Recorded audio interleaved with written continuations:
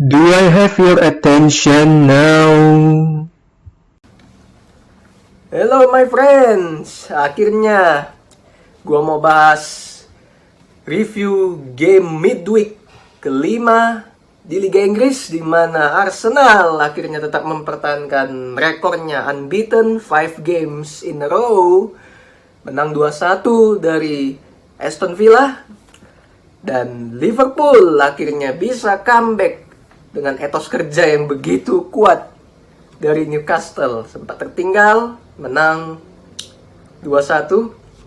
Dan di game lain itu ada City membantai seperti biasa 6-0 tanpa balas atas Nottingham Forest. Haaland kembali membuktikan tajinya, dia striker house goal dan City sangat beruntung mendapatkannya. Nah, gue mulai dulu dari Arsenal. Gue yang penyuka Arsenal happy tentu saja, di mana Arsenal bermain tanpa Partey dan Zinchenko. Lokonga main di tengah, Tierney main di kiri. Sisanya praktis masih sama. Ben White masih di kanan, Tomiyasu dicadangin.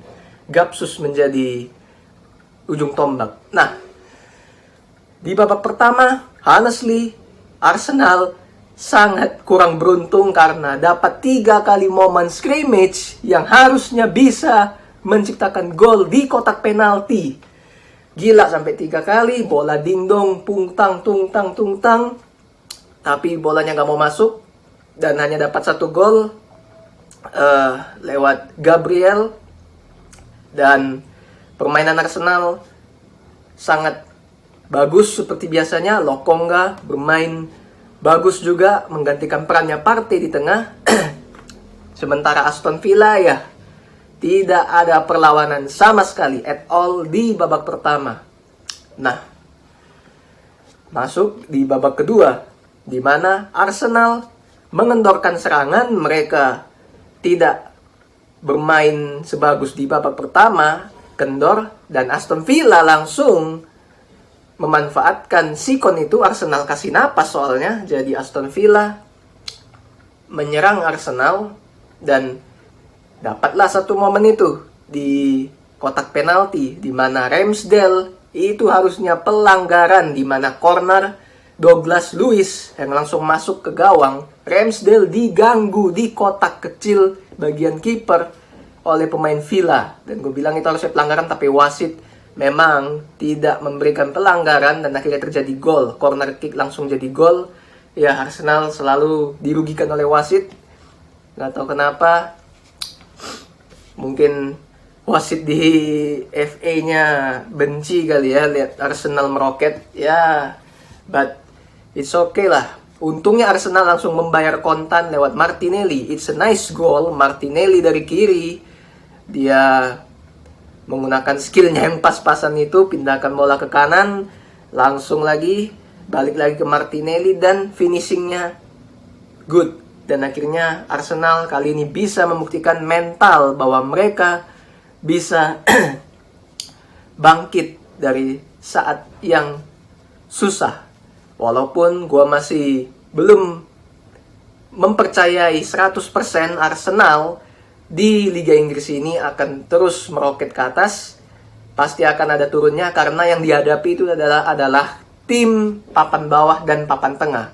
Next game lawan MU itu akan menjadi faktor pertama ujian untuk Arteta dan skuad muda ini. Apakah mereka bisa memberikan perlawanan lawan tim di top 6? MU juga lagi meroket pelan-pelan dan di situ akan seru di hari Minggu nanti. But hasil ini harus disyukuri dan penggemar Arsenal enjoy this moment. 5 game tak terkalahkan dan sangat bagus untuk kepercayaan diri. Kemenangan ini sangat penting membangkitkan kepercayaan diri pemain Arsenal sebelum menghadapi MU di hari Minggu. Gitu ya. Dan gue sih berharap ya, semoga Partey, Zinchenko cepat pulih dari cederanya karena mereka sangat penting. Walaupun Lokonga bermain baik tetapi belum bisa konsisten, gue yakin akan hal itu. Tierney juga bermain biasa aja di game ini. Dan Odegaard bermain lumayan. Dan ya, kita lihat seperti apa Arsenal. Dan di game berikutnya itu ada Liverpool yang tertinggal lebih dulu lewat Alexander Isak, strikernya Newcastle, tapi bisa menang. Dari line up yang diturunkan di lini depan tidak ada masalah, pemainnya fit semua. Di tengah Harvey Elliott bermain seperti biasa menggantikan Thiago yang lagi cedera, dan di belakang masih Joe Gomez. Nah, di babak pertama gue melihat memang Liverpool berusaha terus, temponya mereka naikkan sejak di babak pertama mulai sampai selesai untuk mencetak gol ke Newcastle. Tapi Newcastle bisa mengantisipasi hal tersebut sampai akhirnya Alexander Isak, striker 70 juta euro yang dibeli dari Spanyol, pembelian termahal pertama buat Newcastle, klub Sultan Raja Arab yang duitnya unlimited, mencetak gol debut di laga ini. 1-0, Liverpool tertinggal. Masuk di babak kedua, Liverpool terus bekerja keras. Terlihat sekali pekerja keras semua pemain untuk berusaha menyamakan kedudukan dan meraih poin di kandang sendiri tentunya. Dan Newcastle ya lebih mengandalkan counter dan bermain lebih menggunakan otot ketimbang otak. Itulah Newcastle dengan Eddie Howe sebagai pelatihnya. Dan akhirnya kerja keras Liverpool itu terbayar lunas. Mereka bisa mendapatkan gol penyama kedudukan. Firmino, it's a nice goal dari kotak penalti, shooting mendatar melewati kumpulan pemain Newcastle. Dan sampai di injury time babak kedua, Liverpool terus menggempur Newcastle. Newcastle yang bertahan terus setelah unggul, hanya mengincar counter, dan Liverpool terus temponya dinaikin, ditekan terus sama mereka, dan akhirnya dapat gol di injury time Fabio Carvalho ya, kalau nggak salah.